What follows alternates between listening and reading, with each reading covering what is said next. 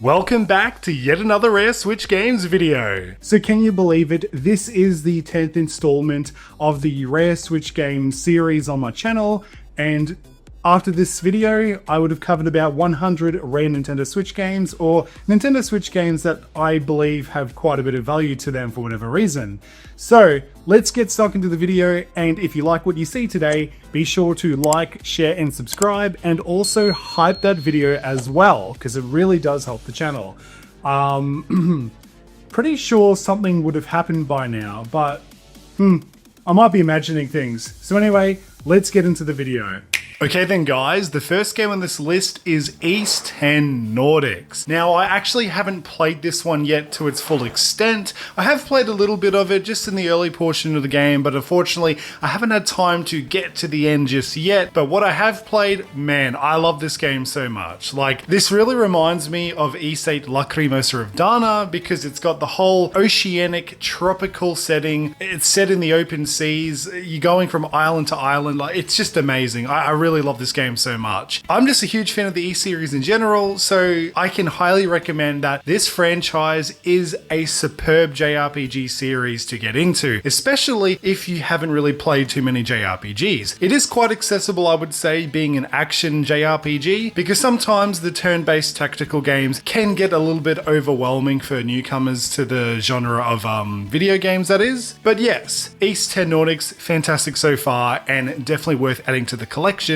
So the current going price for East 10 Nordics is about $60 USD, and here in Australia we're going to be paying about $80 AUD. So this is the pretty standard retail pricing at the moment, and you know, it is a fairly new game still. I think it only released, was it about less than a year ago now? So it hasn't really budged at all. But look, the thing is, you got to look at the track record of the East games. They tend to sell out and they tend to go up in value once all the print runs have gone out of stock. So what I'm saying is, this is a game that you should probably pick up if you are on the hunt for potentially future Rare Switch games, because I would absolutely say that East 10 Nordics will be another one of those future Rare Nintendo Switch games. So if you don't have it already, I highly recommend you pick it up now. So next up on this list is Fairy Fencer F Refrain Chord. Now, going from an action JRPG, we're going to be moving on to a tactical JRPG. Yes, this game features a tactical battle system, so it may not be for everybody, but for me, because I like things like Fire Emblem, this is totally up my alley. So in this game, we follow the main character named Fang, and the really cool thing about one of the main features in Fairy Fencer F Refrain Chord is that there are multiple routes that you can find throughout the story. Now, I'm not too sure if that means that there is multiple endings as well, or if all these different routes that you go through in the game means you can get different playthroughs, but you get the same type of ending. I'm not too sure about the ending factor, but this definitely has replay value just for having multiple paths alone as it is. So you could probably do your first run through, and then, I don't know, it depends how many paths are on the game. If you do a New Game Plus, because look, a lot of JRPGs do have New Game Plus, then in your New Game Plus playthrough, you can follow one of the other routes and paths as well. So that is quite exciting, because it means for people who really want to get a lot out of the money that they pay for, it seems like Fairy Fencer F Refrain Chord could actually be worth the money you spend. Replay value is one of the best things you could possibly ask for any video game purchase. I will also mention that yes, this game does feature some ecchi based content and some other mature content and themes. So if you are a little bit of a fan of anime girls and waifus and things like that, well then Fairy Fencer F might be for you. Now let's look at some of the prices, because at the moment Fairy Fencer F Refrain Chord goes for about $60 USD, and the Australian pricing we're paying about $90 AUD. Now unfortunately we do not have an official Australian copy of this game, so I did have to import mine from the UK. I think I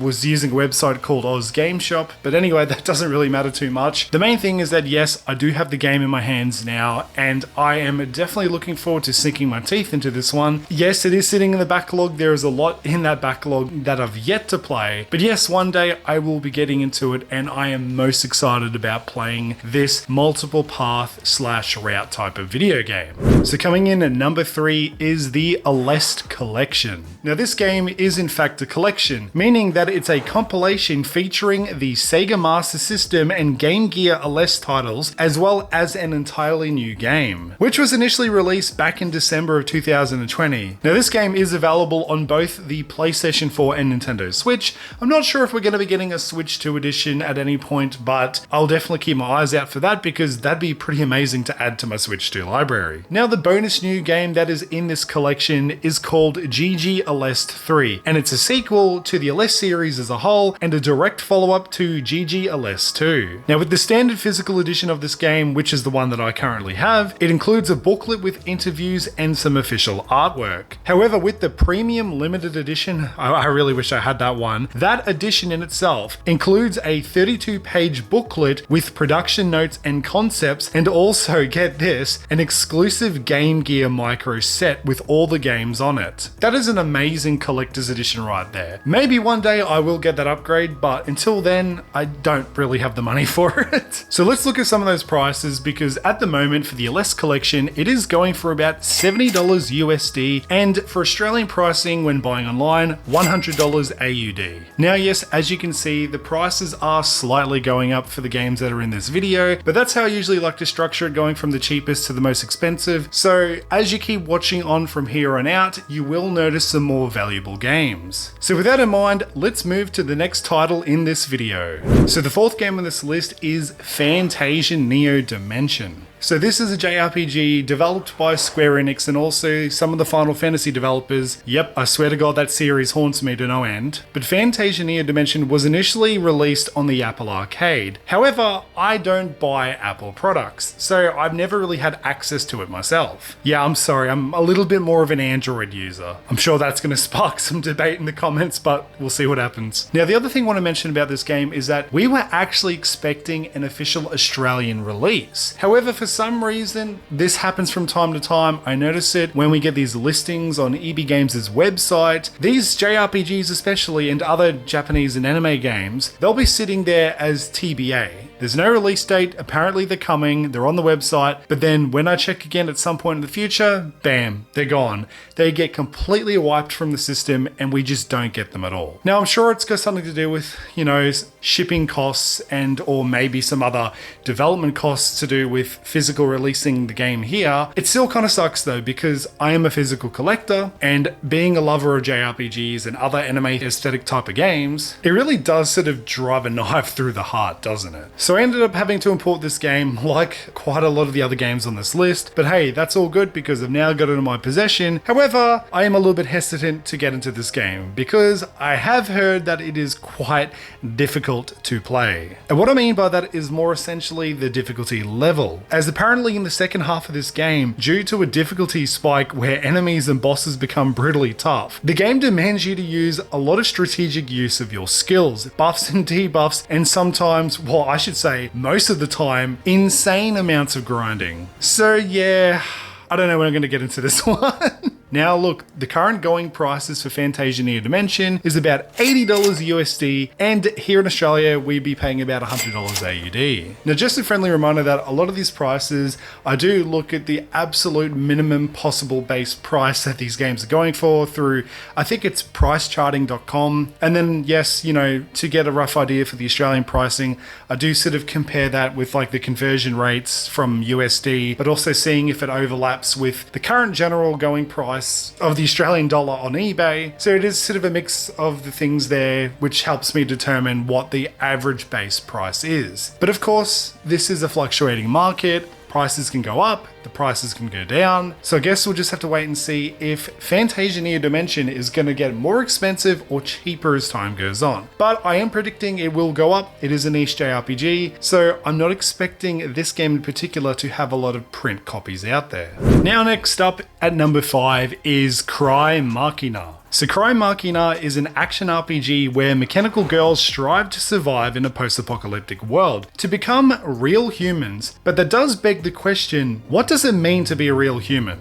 I guess you gotta play the game to find out, am I right? Now, Cry Machina is in fact a spiritual successor to Crystar, as both games not only share similar naming conventions, but also share similar themes and philosophies. Now, I am a sucker for games like this because it sort of reminds me of games like Xenoblade, where it does dabble into things like philosophy and world-changing events on a galactic scale, you could say. So if Cry Machina is anything like the themes found within a Xenoblade game, maybe not as extreme or intense, but it definitely seems like there will be some overlap there. So if there are any themes in this game which do sort of cross over with the themes and philosophies in Xenoblade, then that makes me even more excited to get into Cry Machina. Now, another bonus thing about this game, yes, I'm not gonna lie, it's kind of a personal favorite, I suppose, but this game does feature some Yuri themes and elements. And, well, if you're not too sure what that is, it's basically female to female romance and attraction. Now, I don't think it's explicit in nature. I'm not getting those vibes from this game, but it does touch upon that, so if you do like that in storytelling and narrative, then, well, you've come to the right place for Cry Machina. Now, the current going price for this game is about $80 USD, and here in Australia, we're paying about $110 AUD. Now, once again, this is not physically here and down under, but it is a game that I have imported over from the UK. I will admit, I really love the box art of this game. It's quite beautiful, and I love the overall aesthetics found within Cry Machina. And yeah, that reminds me that I should also play Crystar at some point as well, which I may have bought about 2 years ago or so. Oof, that is terrible. My backlog is terrifying. So coming up at number 6 on this list is Dusk Diver 2. So the premise of this game is that you're on a mission to save Taipei from destruction in this interdimensional brawler RPG. Enter Taiwan's bustling district of Zhemending, a destination for gourmands, music aficionados, and interdimensional beings intent on destroying this world. And 1 year after saving humanity from dimensional destruction, Yumo and the Guardians of Kunlun take on new forces in a sequel packed with even more hack and slash gameplay. Switch control of 4 unique characters, get stat boosts from real-life restaurant meals, and tailor skills and orb combos to suit your playstyle. So that's a bit of a description there of the game. It looks quite amazing and very flashy.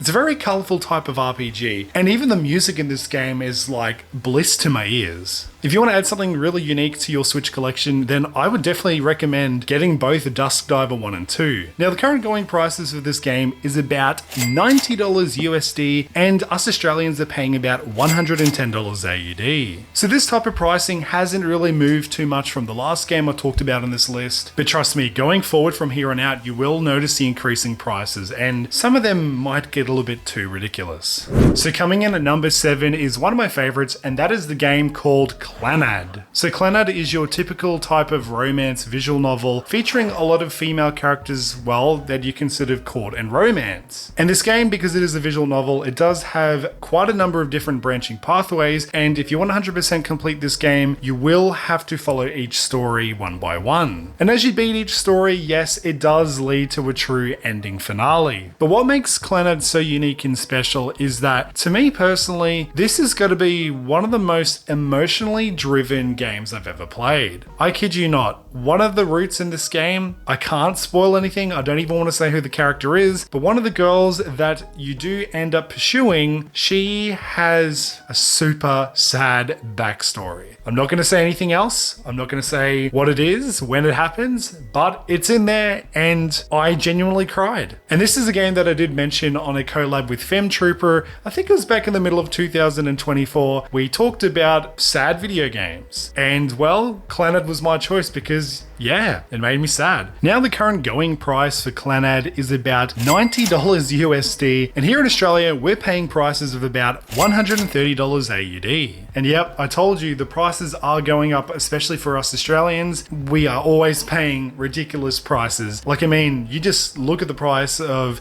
$130, like that's more than a brand new Nintendo Switch 2 title. And Switch 2 games, pretty ridiculous as it is for their pricing. But look, to be honest, if you can get your hands hands on a copy of Clannad physically, I would definitely do so because I think the value will keep going up for this one. And the game is just fantastic. Like, it's one of those near perfection kind of games. I also talked about Clannad on one of my 10 out of 10 Switch game videos. I'd also recommend checking that one out. And I did release a 10 out of 10 Switch games part 3 a few weeks ago. I didn't get too many views, but hey, if you want to support the channel and go check that out, I would greatly appreciate it. Anyway, moving on because we've got a couple more games to talk about. So the 8th game on this list is The Legend of Niuta Boundless Trails. I still find it quite intimidating to play the Trails games. It's a very large, overwhelming series, and I'm sure some of you returning viewers have heard me talk about Trails before, finding it really difficult to get into. But look, yes, I promise it is a franchise I want to play, and I'm most likely going to start with Trails in the Sky first chapter. However, the good news is that I've heard that The Legend of Niuta is actually not canon to the series. So apparently the story doesn't really connect to the main overarching franchise, and apparently this game plays a lot more like an Ys game, as both Niuta and the Ys series share similar gameplay mechanics, as there's crossover elements between its core fast-paced action RPG combat and emphasis on platforming, puzzle solving within dungeons, and also the iconic Falcom music. So the current going prices for The Legend of Niuta Boundless Trails is about $100 USD, but here in Australia we're paying prices of about $150 AUD. Now there's only 2 games left on this list, so let's not dilly-dally any further and move on to the second last game. Okay then guys, now the 9th game on this list is Atelier Yumiya, Alchemist of Memories and the Envision Land. Now I have not played this one yet, but I've heard a lot of amazing things about it. Me personally, I've only really played the Riser games, little bits here and there of Atelier Riser 1, 2, and 3, which also reminds me that I should get around to picking up that Atelier Riser Trilogy collection box. But I'll tell you what, Atelier Yumiya, I'd say, was only really born from the success of Riser, because it sort of reminds me of the Fire Emblem series where the developers were saying that if Fire Emblem Awakening on the 3DS wasn't successful, that Awakening could have been the last game. And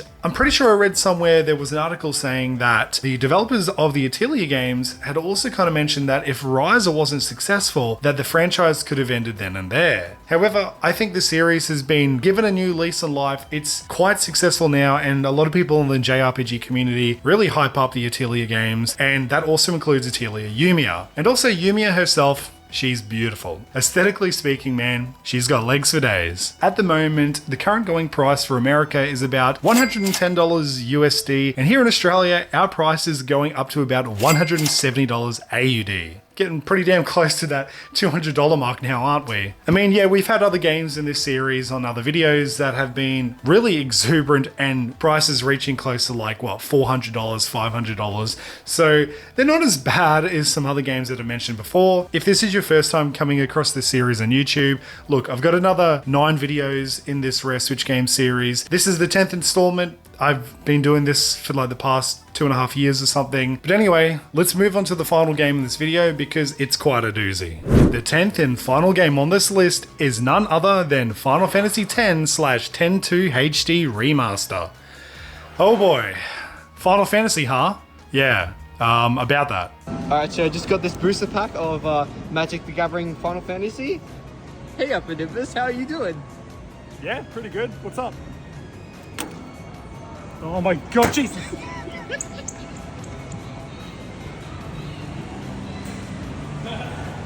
Yes, look, I know. Why do I keep adding these Final Fantasy games to these videos if I've never goddamn played them? That's because it's a work in progress. I'm getting there, alright? I'm getting there. Yes, I know. But look, what can I say about this game in particular? Well, look, the thing is, I love the tropical setting. I love the oceanic beach theming of this game. To me, if I were to pick a first Final Fantasy game, it would probably be Final Fantasy X. Now, I know a lot of people say I should probably play Final Fantasy VII first because it's what? The most iconic out there, right? But I don't know. I feel like that's up to debate, and I am kind of leaning towards Final Fantasy X, so I guess we'll see what happens here. But I mean, if you want, feel free to throw your suggestions in the comments, and whichever Final Fantasy game outweighs the rest, well, maybe I'll play that one first. You guys let me know. So funny thing, when this game officially released on the Nintendo Switch in Australia, we got a quote-unquote physical edition, but it was one of those games where only half the game was on the cartridge, and then the other half you had to download online, which I hate to no end. But that's why I got the physical all-on-one cartridge through Japan. And that's where the value comes in specifically with this game, because I am in fact talking about the Asian English version of Final Fantasy X. So with that in mind, let's look at this final pricing for Rare Switch games, as the going price for America is about $120 USD, and here in Australia we're paying about $180 AUD. So we did get quite close to that $200 mark in this video. We have reached prices that have been closer to $400, but hey, sometimes it's not always about the value specifically, sometimes it's more so just about the identity factor of a game and also the personal value that somebody finds within it. Even though Final Fantasy is a massive JRPG franchise, I wouldn't really say that all the games are super common to come across, especially the older retro ones back on the PlayStation 1 and also the Super Nintendo. Guys, thank you so much for tuning into today's video. Really appreciate you guys watching and being a part of the series. It really means a lot, and I hope you got some valuable information out of this video and are able to find some more games you might not have heard about. So if you have any recommendations or suggestions, chuck them in the comments below. I'll do my best to get those games and talk about them in a future video. I definitely want to make more videos in this series because it's a lot of fun, and you know, I just love collecting things, and I'm sure you guys do as well. So anyway, look, appreciate your support. Once again, don't forget to like, share, and subscribe. It really helps the channel. And also the other thing is, be sure to hype that video as well, because that really helps with the algorithm and supporting the channel a little bit further than you could ever imagine. So guys, I will catch you again in the next video, and until the next time, UpperNimbus is signing off.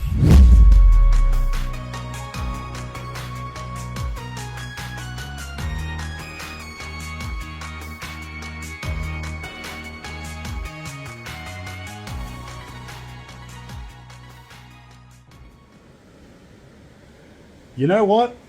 Feels really good to be on some holidays. I haven't had a break for a good while. Start of a new year. Perfect summer weather down here in Australia. What could possibly go wrong? Woohoo! Oh shit!